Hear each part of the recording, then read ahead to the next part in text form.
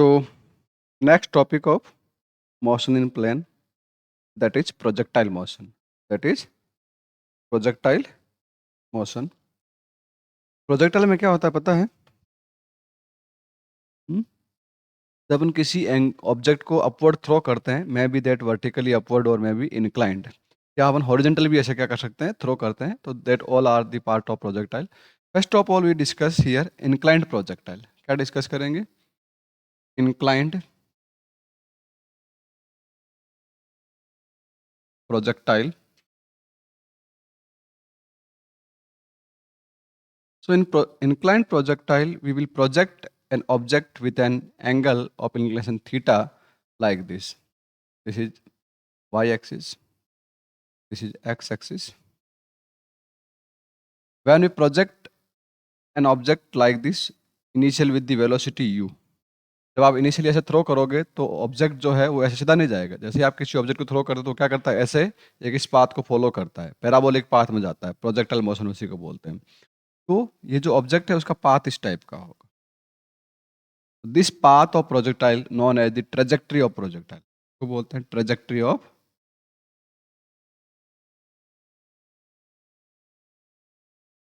projectile.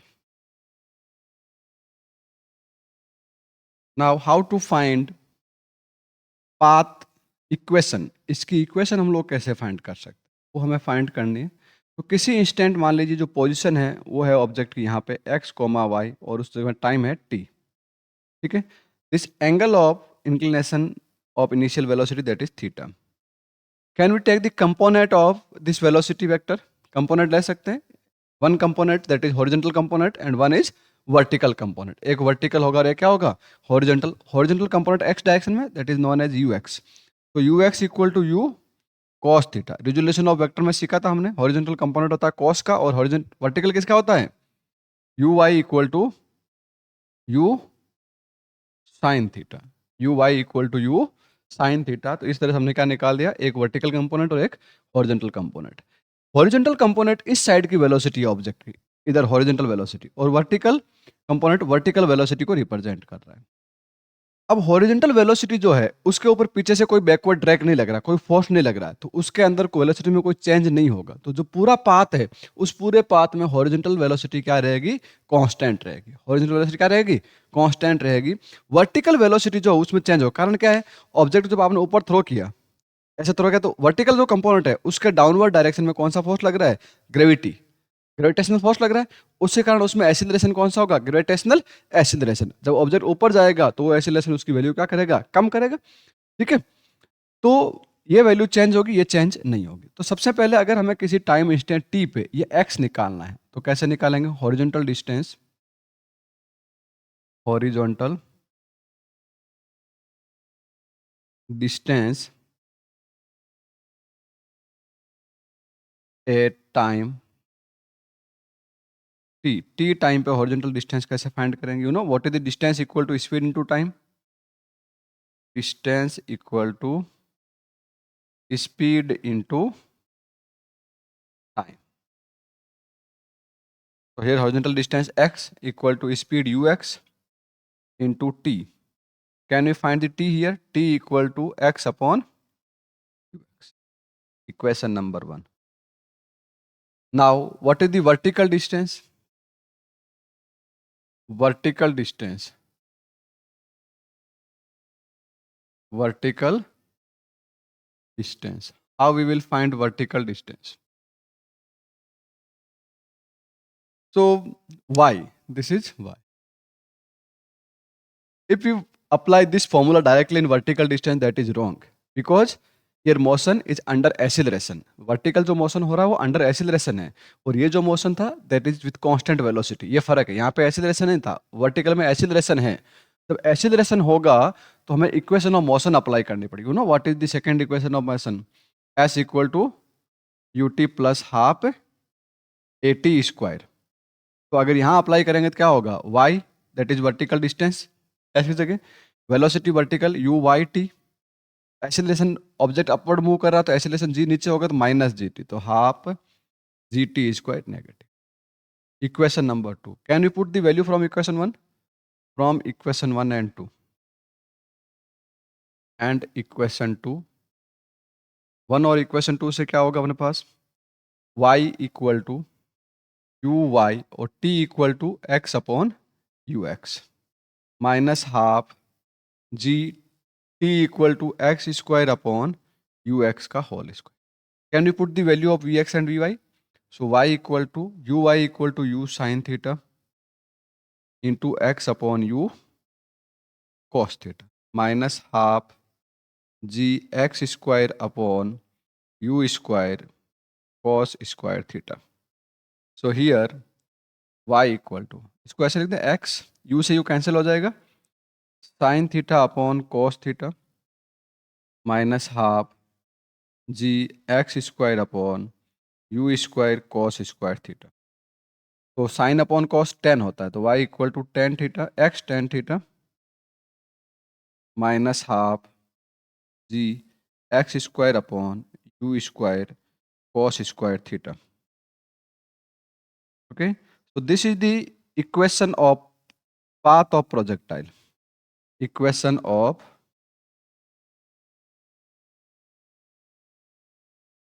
path of projectile.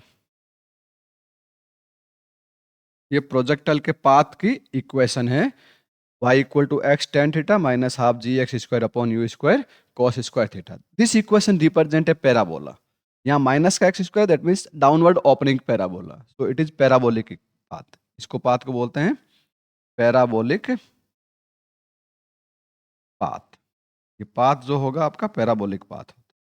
तो this is equation of path of projectile. ठीक है, ये पाथ की इक्वेशन है, y equal to x tan theta minus half g x square u square cos square theta. This is the path of projectile. ये projectile का path है. अब हम लोग इसमें नेक्स्ट देखते हैं, वो जो अपने पास आता है that is time of flight. बहुत ही इंपॉर्टेंट चीज है. नेक्स्ट भी इसको अच्छे से लिख लेना, पूरा का पूरा इक्वेशन को ग्राफ बना के, डायग्राम अच्छे से बना के. ठीक है, अब हम लोग देखते हैं इसका नेक्स्ट पार्ट. नेक्स्ट पार्ट हम लोग निकालेंगे इसमें, that is time of flight, height and range. Height and range.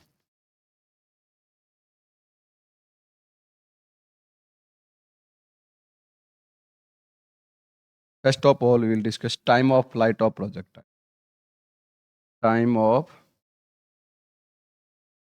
flight of projectile. Time of flight क्या होगा?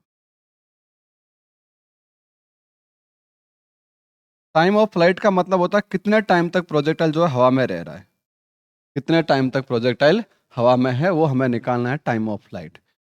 तो एक चीज आप देखिए, जब t इक्वल टू जीरो है देन वर्टिकल डिस्टेंस जीरो है, और t इक्वल टू जो पूरा capital T means time of flight के इक्वल होता है, तभी आपका y कितना है, वर्टिकल डिस्टेंस जीरो है.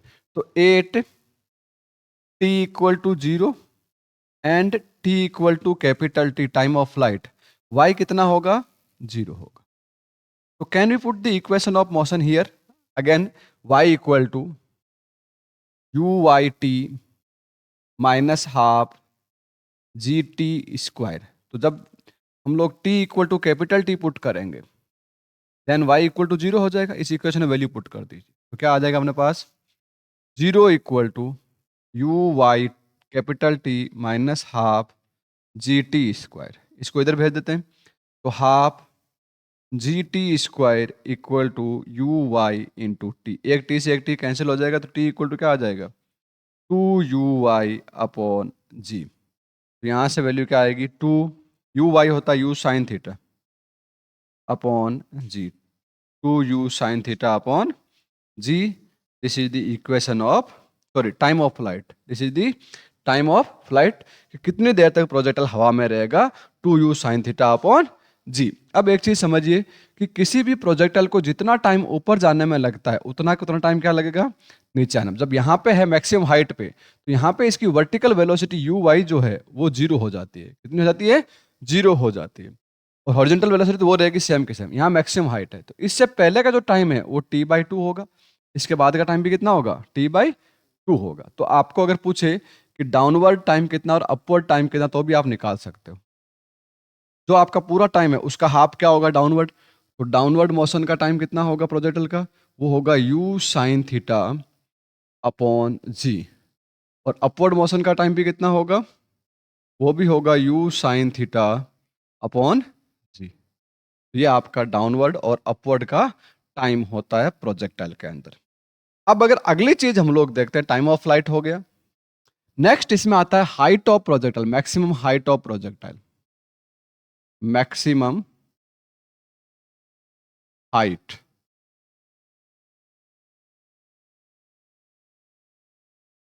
मैक्सिमम हाइट कैसे निकालोगे, तो यही चीज यहां पे देखो कि अपने पास जब टाइम टी हाफ है तब हाइट क्या है, मैक्सिमम है। तो at t equal to t/2 your y equal to h, then apply equation of motion y equal to uy t minus half g t square. ये है, वैल्यू पुट कर दीजिए, h equal to u y into t/2 minus half g t/2 का whole square. आप यहाँ पे value put कर सकते हैं, t/2 की वैल्यू क्या होगी, यू वाई अपॉन जी, ये t है 2 u अपॉन जी, तो t/2 क्या हो जाएगा, u y upon g. Directly value put कर दो चाहे, h equal to u y into u y upon g minus half जी।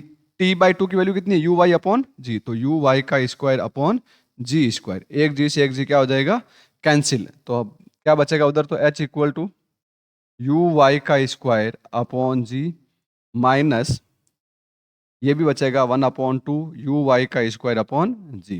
बाकी तो कैंसिल आउट हो गए। तो अपने पास क्या आया, h इक्वल टू ये 1 है, इसमें हाफ माइनस हो गया तो हाफ बचेगा, 1/2 यू वाई का square upon g. U y की वैल्यू क्या, यू साइन थीटा, तो h equal to 1/2 u square sine square theta upon g. ये आपकी होती हाइट ऑफ प्रोजेक्टाइल। क्या होगी, height of projectile, h equal to half u square sine square theta upon g. ठीक है, ये आपकी है हाइट ऑफ प्रोजेक्टाइल। इससे हम लोग हाइट निकाल सकते हैं। अब इसमें एक पार्ट आपका और बचता है, that is range of projectile. Projectile की रेंज कितनी है, range of projectile, range of projectile. इसको एक बार अब करता हूँ, इसमें इधर कर देता हूँ, टाइम ऑफ फ्लाइट का लिख लीजिए और ये आपका हो गया हाइट का। Now we will discuss range of projectile.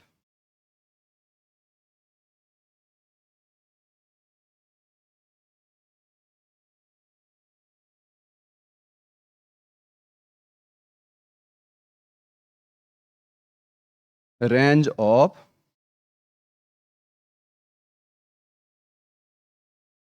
Projectile, projectile की रेंज कितनी हो। सो रेंज का फॉर्मूला, रेंज हॉरिजॉन्टल डिस्टेंस है, रेंज का मतलब हो गया maximum horizontal distance, maximum horizontal distance of projectile, इसको हम लोग बोलते हैं रेंज। तो r equal to horizontal velocity constant है, we can directly apply u x into t. क्यों लेंगे टी, क्योंकि जब तक पूरा हवा में है, जब तक हॉरिजॉन्टल भी कवर करेगा। तो क्या होगा, आर इक्वल टू यूएक्स कितना है अपने पास, यू कोस थीटा, और टी की वैल्यू हमने निकाली थी कितनी थी, 2u/y अपॉन जी। तो वैल्यू डाल दीजिए यहाँ पे, u cos theta into 2u sine theta upon g. ये फॉर्मूला क्या बन जाएगा, r equal to u square into 2 sine theta cos theta upon g. तो r equal to u square 2 sine theta cos theta, formula था sine 2 theta upon g. ये आ गई r. अगर आपके पास angle of projection, if angle of projection theta equal, यहां करा देता हूं इसको, if theta equal to 45 degree, theta कितना है 45 डिग्री है, उस केस में आपका आर मैक्स होगा। आर मैक्स होगा कितना होगा, u square sine 2 into 45 upon g. Sine 91 होता तो फॉर्मूला क्या बन जाएगा हमारे पास, यहाँ से जो आपका आर बनेगा वो बनेगा u square upon g, u square upon g. R max equal to u square upon g. तो रेंज मैक्सिमम कब होगी, when projectile is throw at angle of 45। जब आप 45 पे थ्रो करोगे प्रोजेक्टाइल को, उस टाइम पे आपकी रेंज क्या होगी, मैक्सिमम होगी। ठीक है, इस चीज का ध्यान रखना। अब इसमें एक होता है कॉम्प्लीमेंट्री एंगल प्रोजेक्शन, वो समझ लेना अच्छे से। Complementary angle projection, complementary angle projection,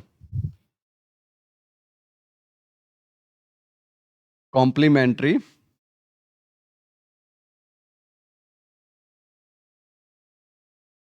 angle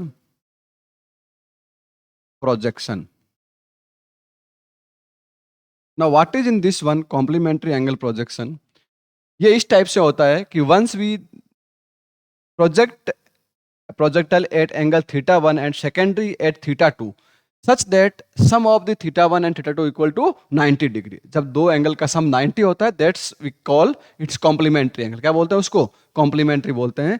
तो first one theta 1 and secondary theta 2, तो theta 1 plus theta 2 equal to 90 degree. Now range in first case R1 equal to क्या होगा, u square sine 2 theta 1 upon g. R2 equal to क्या होगा, u square sine 2 theta 1 upon theta 2 upon g. अब यहां देखो, अगर मैं theta 2 की वैल्यू पुट करूं तो क्या होगा, u square sine theta 2 equal to क्या हो जाएगा, theta 2 equal to 90 minus theta 1। तो यहां पे वैल्यू पुट कर दूं, 90 माइनस थीटा 1 अपॉन जी। जैसे ही आप वैल्यू पुट करोगे, यू स्क्वायर साइन, ये 2 है अंदर, ठीक है, 180 माइनस 2 थीटा 1 अपॉन जी। अब साइन, एक चीज याद रखो, sine 180 minus theta, sine 180 minus theta sine theta ही होता है। क्या होता है, साइन थीटा ही होता है। तो जैसे ये इक्वेशन यहां पे हम लोग अप्लाई करते हैं, तो आर टू इक्वल टू क्या आ जाएगा, r two equal to u square sine theta 1 two theta 1 upon g. और ये किसके इक्वल आया, R1 के। किसके इक्वल आ रहा है, R1 के। तो when we project any projectile at complementary angle, in that case range of both will be same. दोनों की रेंज क्या आएगी, सेम आएगी। जिस केस में एंगल बड़ा होगा उसमें हाइट ज्यादा होगी और उसमें टाइम ऑफ फ्लाइट भी ज्यादा होगा। जिसमें एंगल छोटा होगा उसमें हाइट भी कम होगी और टाइम ऑफ फ्लाइट भी कम होगा। जितने ज्यादा एंगल से थ्रो करेंगे कॉम्प्लीमेंट्री में, तो जो एंगल ज्यादा है, जैसे एक मान लीजिए आपको पूछ ले कि एक 40 डिग्री में प्रोजेक्शन हो रहा है, एक 50 डिग्री में प्रोजेक्शन हो रहा है, एक किसमें हो रहा है 40 डिग्री में, दूसरा किसमें हो रहा है 50 डिग्री में प्रोजेक्शन है, तो किस एंगल में ज्यादा हाइट होगी। इन दोनों में रेंज क्या रहेगी, सेम रहेगी। रेंज क्या रहेगी, सेम रहेगी। तो 50 डिग्री वाले एंगल में हाइट ज्यादा होगी और 40 वाले में हाइट क्या होगी, कम होगी, क्योंकि एंगल छोटा है तो हाइट कम पे जाएगा। इस चीज का पता रखा। ये आपका हो गया कॉम्प्लीमेंट्री एंगल प्रोजेक्शन। क्या हो गया, कॉम्प्लीमेंट्री एंगल प्रोजेक्शन। और प्रोजेक्टल मोशन के अंदर इतना ही है, इससे ज्यादा प्रोजेक्टल में कुछ भी नहीं। ठीक है, इस बेस पे क्वेश्चन हम लोग डिस्कस करेंगे बाद में। अब हम लोग इस चैप्टर का लास्ट टॉपिक पढ़ लेते हैं, दैट इज सर्कुलर मोशन। क्या पढ़ेंगे, सर्कुलर मोशन, बाद में लिख लेना, ठीक है। सर्कुलर मोशन क्या होता है, यूनिफॉर्म सर्कुलर मोशन के बारे में हम डिस्कस करेंगे।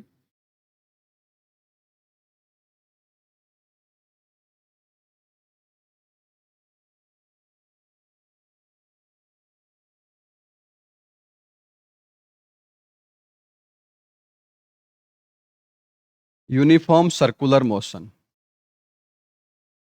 Uniform circular motion. तो in uniform circular motion, object move in a circular path regularly with a constant speed. Constant speed, this means this is a horizontal circular motion. Circle ऐसा बनेगा। Vertical circular motion में uniform होना possible नहीं होता है, क्योंकि उसमें जब ऑब्जेक्ट ऐसे मूव करता है ना, तो एक ऊपर का पॉइंट है और एक नीचे का पॉइंट है, तो उसमें एनर्जी अलग अलग होगी। ठीक है, काइनेटिक और पोटेंशियल एनर्जी में फर्क आता है, इसलिए वेलोसिटी भी क्या आएगा, चेंज आएगा। वहां यूनिफॉर्म नहीं होगी, हर एक पॉइंट पे वेलोसिटी क्या होती है, चेंज होती रहती है। बट इसमें हॉरिजॉन्टल सर्कुलर मोशन होगा, इन that case object can move with a constant speed. Velocity तो हमेशा चेंज होगी, कांस्टेंट स्पीड होगी। तो जब सर्कुलर पाथ मूव करता लेट एट टाइम t1, यहाँ पे आपका पोजिशन है इस ऑब्जेक्ट की r1 पोजिशन। क्या है, r1। थोड़ी देर बाद इसकी पोजिशन क्या होगी, r2। तो ये जो यहां से यहां डिस्प्लेसमेंट हुआ, this is known as angular displacement theta. क्या बोलते हैं इसको, angular displacement theta, angular displacement. Angular displacement होता है ये थीटा। ठीक है, थीटा इक्वल टू होता है, अगर ये लेंथ है यहाँ से यहाँ तक आर्क की एल, और ये रेडियस का मैग्नीट्यूड लें अपन R1 और R2 का, दोनों का मैग्नीट्यूड किसके इक्वल होता है? आर के इक्वल होता है। थीटा इक्वल टू होता है एल बाई आर। ये तो पहले भी मैंने बताया थीटा कैसे निकाल। ये एंगुलर डिस्प्लेसमेंट, इसकी यूनिट क्या होगी? यूनिट एंगुलर मेजर करता है रेडियन में, और इसका डायमेंशन फॉर्मूला तो कुछ होता नहीं है, डायमेंशन लेस है, यूनिट रेडियन होगी। ठीक है, now angular velocity, angular velocity क्या होगा यहाँ पे? एंगुलर वेलोसिटी को लिखते हैं ओमेगा से, तो omega equal to d theta upon d t. V equal to हम लोग पढ़ते हैं ना d x upon d t, तो यहाँ पे डिस्प्लेसमेंट थीटा में है, तो इसका वेलोसिटी भी क्या हो जाएगा? D theta upon d t. तो यहाँ से अपने पास इसको ऐसे लिखते हैं omega equal to d by d t of l upon r. तो omega equal to 1/r, radius तो कांस्टेंट रहेगा, एल चेंज हो सकता है, तो d l upon d t. D l upon d t का मतलब लीनियर लेंथ में कितना चेंज होता है, ये लीनियर वेलोसिटी होती है। D l upon d t क्या होगी? Linear velocity. तो omega equal to v by r, v by r, तो हम लोग ये लिखते हैं v equal to omega r, v equal to omega r. अगर इसको वेक्टर फॉर्म में लिखना है तो v vector equal to r cross omega vector, r cross omega vector. इस चीज को ध्यान रखिएगा, वेक्टर फॉर्म में v इक्वल टू क्या होता है? R cross omega vector. ये तो हो गया एंगुलर वेलोसिटी। अब बात करें अगर angular acceleration, angular acceleration, angular acceleration को लिखते हैं हम लोग अल्फा से। किसे लिखते हैं बेटा? अल्फा से। तो अल्फा इक्वल टू क्या होगा? यहां से हमने वहां पढ़ा था कि a equal to d v upon d t, तो यहाँ पे a इक्वल टू क्या, अल्फा इक्वल टू क्या हो जाएगा? D omega upon d t. Alpha equal to d omega upon d t. तो alpha equal to d by d t of omega, उन पास है v into r, sorry omega equal to क्या? v by r, omega equal to क्या? v by r. तो यहाँ से क्या बन जाएगा उन पास? इसको ऐसे लिख सकते हैं alpha equal to 1/r d v upon d t. D v upon d t किसके इक्वल होता है? Acceleration, a linear acceleration 1/r into a यहाँ पे है लीनियर एसिलरेशन। ए क्या है? Linear acceleration. तो ए इक्वल टू क्या हो जाएगा? Alpha into r. So this is the relation between linear acceleration and angular acceleration. This is the relation between linear velocity and angular velocity. Now in vector form we can write like this: a vector equal to r cross alpha vector, r cross alpha vector. So this is the all about angular velocity, angular displacement and angular acceleration. क्या क्या होते हैं इसके बारे में हमने discuss किया है। ठीक है,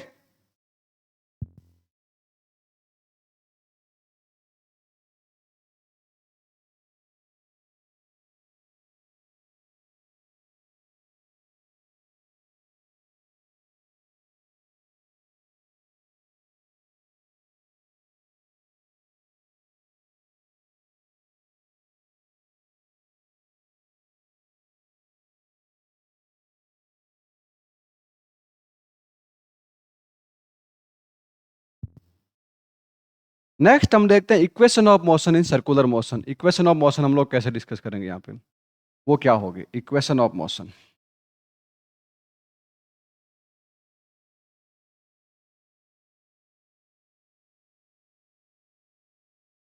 इक्वेशन ऑफ मोशन डिस्कस करनी है। तो हम लोगों ने वहां हम लोग जहां u पढ़ते थे, तो यहाँ पे इनिशियल वेलोसिटी लिखते हैं ओमेगा नॉट से। किसे लिखेंगे एंगुलर में? ओमेगा नॉट से। वहां v लेते हैं वेलोसिटी, तो यहाँ लेंगे ओमेगा। वहां एक्सेलरेशन a लेते हैं, तो यहाँ लेंगे अल्फा, और टाइम तो सेम रहता चाहे कुछ भी हो। तो फर्स्ट इक्वेशन वहां पे क्या होती है? v equal to u plus a t. तो इसमें क्या बनेगी? Omega equal to omega naught plus alpha t. Similarly second equation के पास एस इक्वल टू क्या बनती है? U t plus half a t square. तो यहाँ पे डिस्टेंस मीन्स थीटा में थी, डिस्प्लेसमेंट वहाँ पे एस होता, तो यहाँ पे डिस्टेंस किस में है? एंगुलर डिस्टेंस या एंगुलर डिस्प्लेसमेंट किस में होती है? थीटा में। तो थीटा इक्वल टू क्या हो जाएगा? Omega naught t plus half alpha t square. ठीक है, एंड थर्ड इक्वेशन हमारे पास होती है v square equal to u square plus 2as। तो यहाँ पे क्या आ जाएगा हमारे पास? वी स्क्वायर की जगह आ जाएगा omega square equal to omega naught का square plus 2 alpha theta, 2 alpha theta. ये अपने पास 3 इक्वेशन ऑफ मोशन होती है। क्या होती है? 3 equation of motion in angular velocity, angular displacement and angular acceleration. इसमें हम लोग ऐसे अप्लाई करेंगे। उसमें सेम इक्वेशन है, केवल उसका सिंबल के अकॉर्डिंग क्या कर दिया हमने, चेंज कर दिया। ठीक है,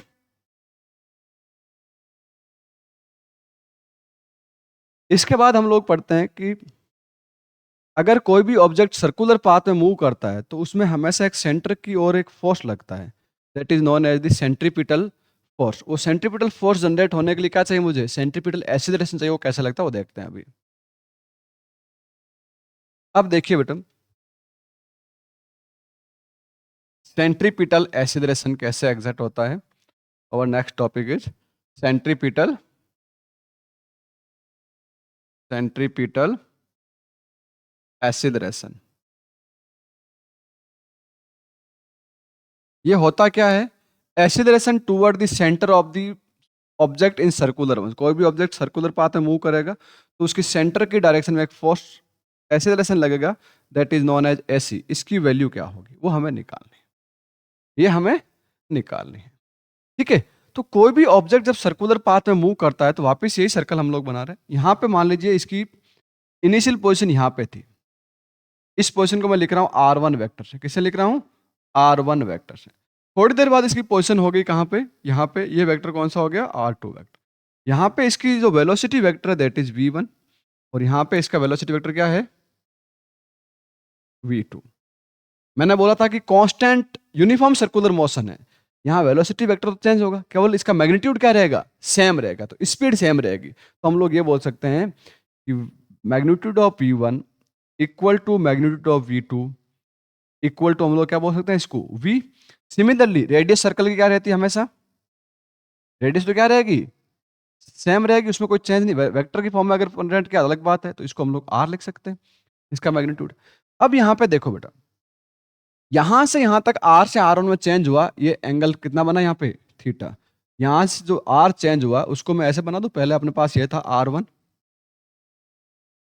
R1 वेक्टर, बाद में हो गया R2 वेक्टर। ये जो चेंज हुआ यहाँ से यहाँ तक का दैट इज डेल्टा आर। क्या हो गया? Delta R. इसी तरह से अगर जो चेंज इसमें वेलोसिटी में वैसे ही चेंज होगा। ये वेलोसिटी वेक्टर ऐसा था V1, इसके बाद वेलोसिटी वेक्टर क्या हो गया आपका? ऐसे हो गया V2। तो यहां से जो चेंज हुआ ये क्या हो गया? Delta V, delta V। जब इसमें यहाँ पे थीटा एंगुलर चेंज हो रहा है तो वेलोसिटी वेक्टर में एंगुलर चेंज तो कितना होगा? यहाँ से यहाँ तक अगर देखें ऐसे तो ये भी कितना रहेगा आपका? थीटा चेंज रहेगा, थीटा ही चेंज रहेगा। अब क्या होगा कि जो चेंज, अगर ये दोनों जो ट्राइंगल बन रहे हैं वो दोनों ट्राइंगल में सिमिलर चेंज हो रहे हैं, जब सिमिलर चेंज होंगे दोनों ट्राइंगल कैसे होंगे? सिमिलर ट्राइंगल बनेंगे। क्या बनेंगे? Similar triangle. इस ट्राइंगल नाम दीजिए, मान लीजिए OAB, इसको देते हैं PQR। तो triangle OAB is similar to triangle PQR। You know in similar triangle ratio of the corresponding side is same. Similar triangle पढ़ा होगा 9th 10th क्लास के अंदर कि उसमें क्रॉसपॉन्डिंग साइड्स का रेशियो क्या होता है? सेम होता है। तो यहाँ पे देखें, अगर मैं एक साइड लेता हूँ डेल्टा आर इसकी, तो इसके दूसरी लेता हूँ R1 वेक्टर, तो इसमें क्या आएगा? Delta R corresponding delta V upon इसका क्रॉसपॉन्डिंग V1 वेक्टर का मैग्नीट्यूड। हमें पता है कि इन दोनों का मैग्नीट्यूड क्या है? R और V लिख सकते हैं। तो delta R upon R equal to delta V upon V। दोनों साइड क्या करो? डेल्टा टी से डिवाइड करो, divide by delta t both side. दोनों साइड अब डेल्टा टी से डिवाइड करो तो क्या बनेगा? Delta R upon delta t into 1 upon R. Similarly delta V upon delta t into 1 upon V। तो रेडियस वेक्टर में चेंज होगा that is velocity. dx upon dt क्या होता है? V होता है। तो यहाँ पे delta R upon delta t भी क्या होगा? V होगा। तो V into 1 upon are equal to delta V upon delta t. ये क्या है? एक्सीलरेशन। और यहाँ पे एक्सीलरेशन कौन सा है? Centripetal acceleration AC। तो यहाँ पे आ जाएगा AC into 1 upon V। Cross multiply कर दे, ये V इंटू V हो जाएगा। तो v square upon are equal to a c, ये होता है centripetal acceleration of object moving in a circular path. इस तरह से इसका डेरिवेशन है, इसको ध्यान रखना। अगर ऐसी आ गया तो फोर्स निकाल सकते हैं, centripetal force, centripetal force, centripetal force F C equal to क्या होगा, वो होगा एम इंटू ए होता है फोर्स, तो एम इंटू ए सी, तो m v square upon R, that is your centripetal force F C. This is all about this chapter. ये पूरा का पूरा क्या आपका motion in a plane chapter जो है, motion in a plane chapter, ये पूरा का पूरा, इसके अलावा कुछ नहीं है। अब जो नेक्स्ट वीडियो आएगा उसके अंदर हम लोग डिस्कस करेंगे question based on projectile motion, circular motion and vector addition. वो सारे क्वेश्चंस में एक वर्कशीट कराऊंगा पूरी की पूरी solve, so join that class also and watch that video also. So for this chapter, all about this, we have discussed in 3 videos. In first part, we discuss about the vector addition. In second part, we discuss about the vector product. 2 type of vector product, that is cross product and dot product. And in third part, we discuss about the project